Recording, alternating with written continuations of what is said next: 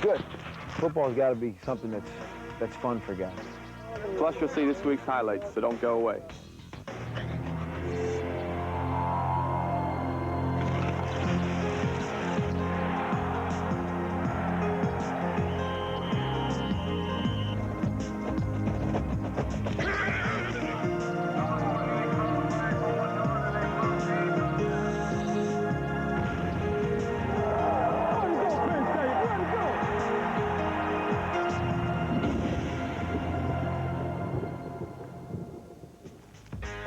Homecoming is always a special time at Penn State, and 1997 was no exception. Folks flocked back for all kinds of activities, including a chance to get their first peek at Jerry Dunn's Nittany Lion basketball team. Midnight Madness at the Jordan Center was one of the big attractions. And then there was the matter of a football game on Saturday. No, we gotta go today. Gotta go. Let's go. You know what that ball was. I want to ring. Let's go. Let's go. Come on, guys.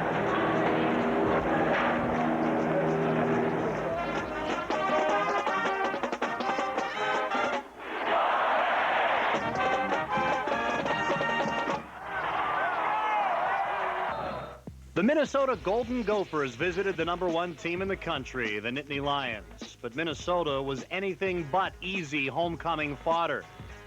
The Nittany Lion offense struggled for much of the afternoon. But Mama said there'd be days like this, and in every season there is. And that's why football is the ultimate team game. While things didn't always click on offense, the defense was called upon to make big play after big play. And they were happy to oblige.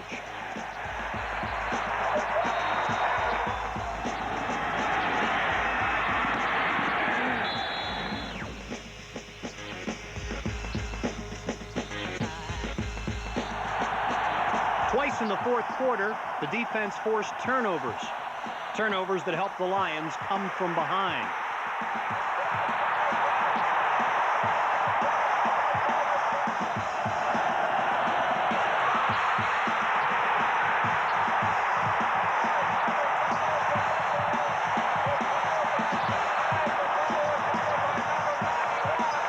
Brown best exemplified the never quit no matter the odds attitude when he picked up a key sack while double teamed with his hand in a cast due to a dislocated thumb. Things like that help continue another Penn State tradition, sending the alumni home happy with a homecoming win.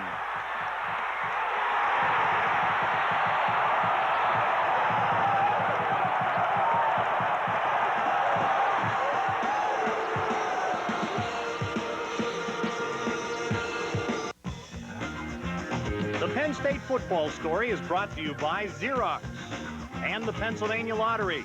Paterno, it is the most accurate description. What else would you call a guy who is the winningest active college football coach in America? A man who has had a major impact at Penn State far beyond the athletic fields. One of his assistants doesn't call him a legend, though. Fact is, he usually calls him Dad.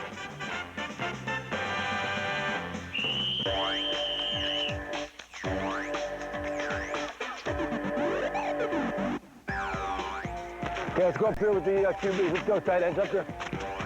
Anybody that thinks Jay's here because his dad really hasn't spent time and watched him practice, hasn't watched him work with the players, and certainly hasn't watched the way he recruits. If there's anything he is like his dad, he's a tireless worker. Okay, make sure you take a good first step with that outside foot. You hop him out of stance so he's able to drive you back. And when you hop, you end up getting too high and he gets up underneath it. Hey, just sit tight, okay? Now the middle linebacker, you're right here. As the A-back over the middle linebacker's got to make a decision where he's going to cover. Okay, if you start coming back to the ball, now you're bringing yourself closer. Now, once the ball's thrown, then come back and get the ball. Coaching-wise, Jay has his own style. Is different from Joe in quite a lot of respects. There's no question he's a player's coach. Are you sure? No. No, no, wrong. 1, 2, 3, 4. You got him. Yeah, you got him. Exactly right. You got him. Smart, see? See him walk back there? Football's got to be something that's fun for guys. You know, you're in the Big Ten, you got a tough football game week in and week out. If if you can't have some fun doing what you want to do, then really what's the point of it? I mean, you don't play football to, you don't do something you don't like and spend all that time if you're not having any fun. So we try and keep it fun. It can be a lot of fun. It's aced. It's aced. I win. That'll do it. I got a 2.5-point lead. Hey, I'll save my arm the whole weekend. You want to throw every day? Yes, sir. We can bring you out here every day. I'm not a guy that yells a lot at guys. I don't want to yell at a guy on the field. I don't berate him because, my philosophy has always been players, they're trying to do as well as they possibly can. And my job is simply just to help them do that. Not to make them feel bad about themselves or make them feel bad because they didn't know what the blocking assignment is. My job is to make sure they know it. Okay, you stand straight up, he's going to hit your chest. Okay, if you do this, he's going to put his hands on you, he's going to ride you all the way out of bounds. Okay, so it's going to be nice and low, boom. I'm right up in there, okay? That's good. That's the right idea. See where your foot is? You want to literally just step right to behind his foot. Okay? I remember back when he was a player, I was always concerned about that. I always felt not sorry for him, but I felt like, boy, is he in an awkward situation. He's sitting out here as a squad member, and there's his dad up there giving everybody heck because we didn't practice well, or we didn't play well on Saturday, and I wonder how he feels. I don't think that's ever been an issue with him. I always figure people are going to judge me based on what I do. Now, they may judge me a little bit more strenuously than other people, but I'm going to be myself and sing my songs and dream my dreams and do what I want to do and do it the way I've always done it. He's a mature, fun-loving. I think he accepts what goes along with that, being Joe's son. The issue, he kids about, yeah, well, what's my dad going to do? Fire me? What's he going to do? Fire my mother? Kill him? He'll say that in staff meetings and stuff like that. So I think he handles it great. Joe can get things across, I think, better now with Jay around. Jay's not treated any better than we are. But at the same time, we never lose Joe. We got a closer tie to Joe. Doug, you get a little bit wider, about 6 inches. You did that, and then you did that. Make sure you just keep that foot planted. Get away, good, use your hands, that's good. Good. Similarities between my dad and I think I've inherited a lot of his enthusiasm for coaching. I think that kind of shows up on the field sometimes. He's always wanted to jump into a drill and demonstrate things, and I'm always wanted to jump into a drill and demonstrate things. I think I've really picked up a detail-oriented type of coaching from him. And I think the reason I really enjoy coaching is because you get a chance sometimes. It's one of the few jobs in the world where you can have an impact on people's life, and you can see somebody make the kind of improvements that you see somebody make week to week. Not only just in terms of becoming a better blocker or a better receiver, but you see kids grow up, and you see a kid who maybe didn't have a lot of success academically his first couple weeks. As he starts to develop and starts to mature, you start to see that kid go from being somebody who was almost in awe of Penn State and what it was to being a guy who's a team leader and a guy who's a force on the field as well. And it's really a satisfying feeling sometimes, just to know that you've had an impact on somebody like that.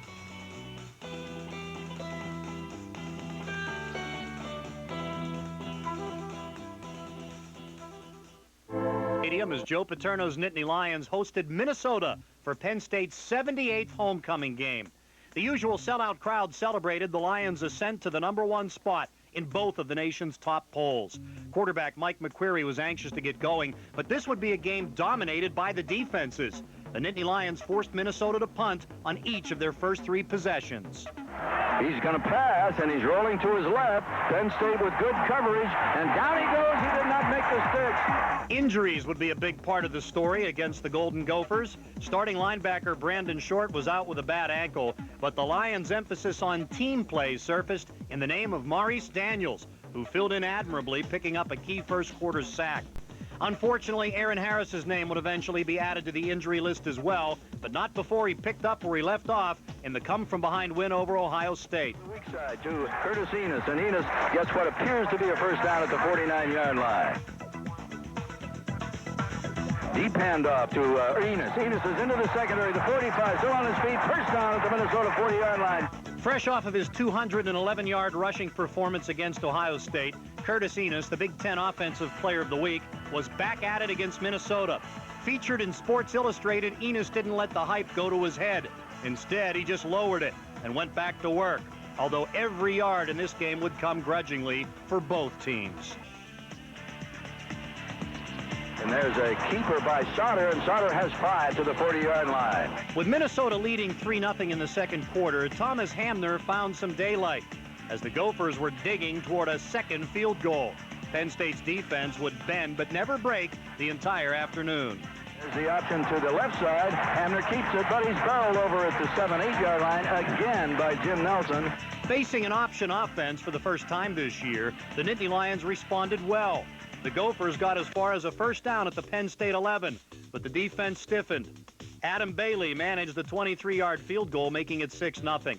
About that time, Mike McQuarrie started to lead the Lions on a scoring drive of their own. And McQuarrie on a reverse give to Sharpie Fields. He's got running room on this side. He's at the 25, he's at the 30, the 40, he's at the 45, he's at the 50, still on his feet, and pushed out of bounds at the 46-yard line in Minnesota territory. Sharpie Fields. Anytime he gets his hands on it, ball, he makes a big play. As we know, McQuarrie's always out there, and he does a good job of blocking, and Jurevicius was out there as he usually does also. Fields' 27-yard gain went the way it's drawn up on the blackboard, but Penn State's next big play was one of improvisation. And the blindside blitz, McQuarrie shakes him off and gets the pass off to Harris. He's upfield at the 40, he's at the 35 on a great tackle. The Lions were moving the ball, but at a cost. Having already lost wide receiver Joe Nastasi to a sprained knee, they would lose fullback Aaron Harris to a knee injury on this play. Eric Cole alertly fell on the fumble and allowed the drive to continue, but without Harris. Now the workload fell to Curtis Enos. His number would be called on 5 of the 10 plays of the series, and he responded well, on his way to another 100-yard rushing performance. But if Minnesota suddenly thought the Lions had become a one-back offense, they were wrong. There's a give to the fullback, Cleary, and Cleary pulls inside the 20 to the 17. But this was a half made for the defenses, and no one would get into the end zone.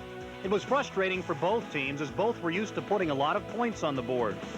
Travis Forney put 3 up for Penn State, and the lead was cut in half. But by the end of the second quarter, the Gophers would lead again by 6, making the atmosphere a little uneasy for the homecoming halftime show.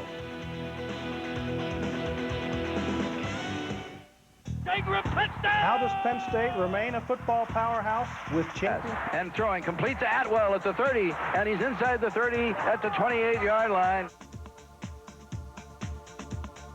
There's a deep handoff give to Hamner. He's got the corner, and finally closing is Anthony King. By late in the third quarter, Minnesota had increased its lead to 9, but the Lions were determined not to allow the deficit to grow to 12. Snap, set, kick, block! Penn State blocked it.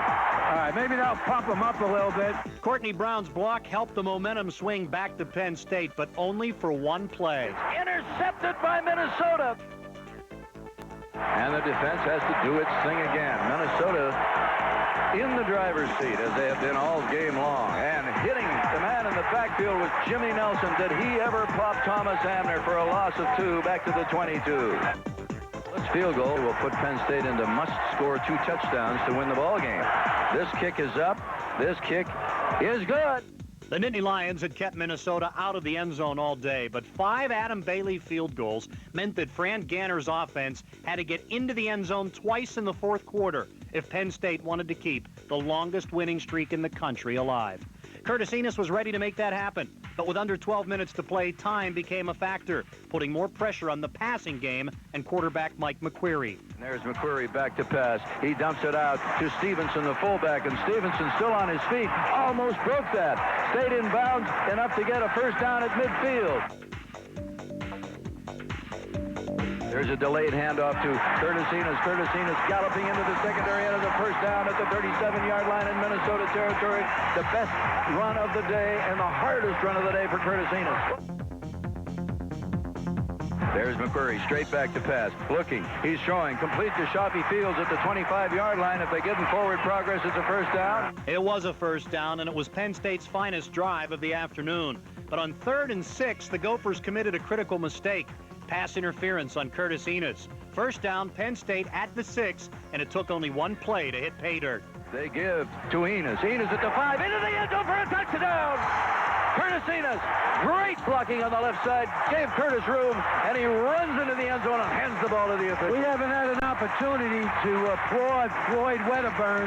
You know, it's a new position. He made the key block. It was a new ball game, but Penn State still needed a big play by the defense. And here he goes. Three-step drop the pass. Throws to the far sideline. Intercepted by Dave Macklin. That was a beautiful play. 34-yard line. Minnesota had not turned the ball over all day, but the Gophers were about to wilt under the pressure of a Penn State defense that was determined not to let this game get away. Back to pass goes McQuarrie. He's looking. McQuarrie wide open. Looking. He's going to run the ball. He's going to get the first down, the 20, the 15, the 10, inside the 10 of the 9. Number 9 had it to the 9, first and goal, but the rest of the drive would not proceed as smoothly. With 5:38 to play, the Lions went for it on 4th and goal from the 6. Here's the play, folks. Split set in the backfield, 2 wide receivers to the right. Straight back to pass goes McQuarrie. He's looking, throwing into the end zone for Scioli, just off his fingertips. Now the Penn State defense would have to hold one more time and get the ball back. Little did anyone know they would do both on the same play. It's a pitch. It's a fumble ball. Penn State's got it. Penn State recovers at the 10-yard line. Thomas Hamner had a terrific day, but it was ruined by a fumble recovered by Chris Snyder. Snyder and Matt Fornado's senior leadership held the defense together all afternoon, and because of it, the Nittany Lions were perched to win. Give to Enos. Enos is at the corner. He's at the 5, the 4, the 3. Touchdown! Curtis Enos! Great blocking, particularly by guard Phil Ostrowski, allowed Enos to score the go-ahead fourth-quarter touchdown for the second straight week.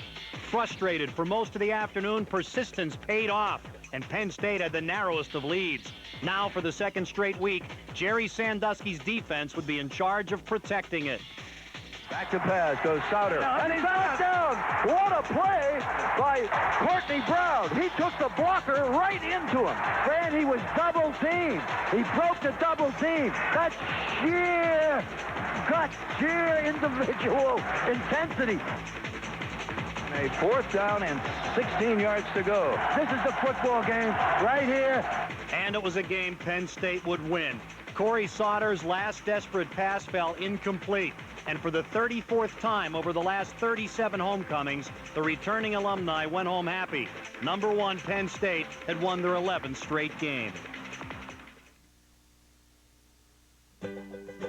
It's fun. I mean, you can just tell how we are, you know, just when we're not in uniform. I mean, it's fun. I can't describe the fun that we have, I mean, on and off the field, especially off the field when we get together and just start cutting up and having a good time. Waivers. Then he threw this thing. He acted like he was going for a hot butter biscuit, man. Bob can jump. He has limited potential, but he can jump.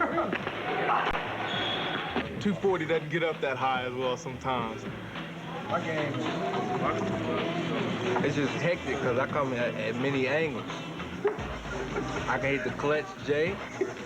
You want a 3, I'll put it in your mouth.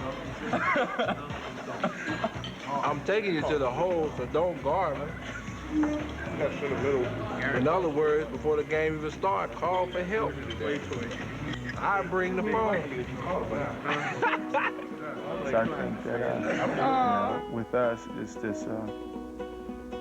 extremely fun, man. I wouldn't change this for anything.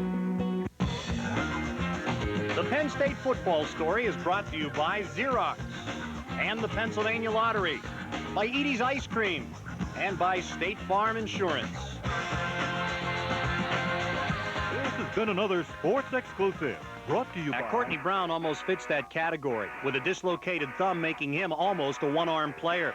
Still, the defensive end from South Carolina blocked a field goal, had a key sack, and made 5 tackles against Minnesota, and he's our Unimart player of the game. I felt we could do it. It was not a question. I felt we were out of it. We just couldn't seem to get in the groove. You never know what you're going to get. You know, you go into a game, sometimes, you know, maybe the offense will carry you. Like last week, you know, we didn't do that well, and the offense did an excellent job. This week, the offense had some troubles getting started, so we had to, you know, do a little bit more of the workload. But, you know, it's got to be a full team effort, you know, offensive, defensive, and special teams. We just knew that we could do something. Our defense was playing really, really good. I mean, they didn't give up a touchdown the entire day. I mean, they bend, but they didn't break. And, you know, that just shows a lot of character about this ball club this year. I think things just worked really well with the defense today, and they played their hearts out, and I give them all the credit in the world. It was a dream come true to start, but then it almost turned into a nightmare, you know, when I went out there. But we hung tough and we were able to win the game. I think we got a lot of people with some big hearts on that defensive field, and guys aren't going to give up. That's what I think it taught us, you know. We got a lot of champions on that team. Where can you build a better future? Who has the best reputation in engineering and engineering technology education? With a 100% placement rate and convenient day and evening programs, Penn State Wilkes-Barre campus is your best bet for a career in engineering and engineering technology. Penn State Wilkes-Barre also offers Pennsylvania's first baccalaureate degree in surveying. For a career with a future, check out the power of a Penn State degree. Call today for more information. Expand your business's boundaries by looking to TR Associates. Across the globe, we provide companies with local and wide area computer networking. TR Associates fully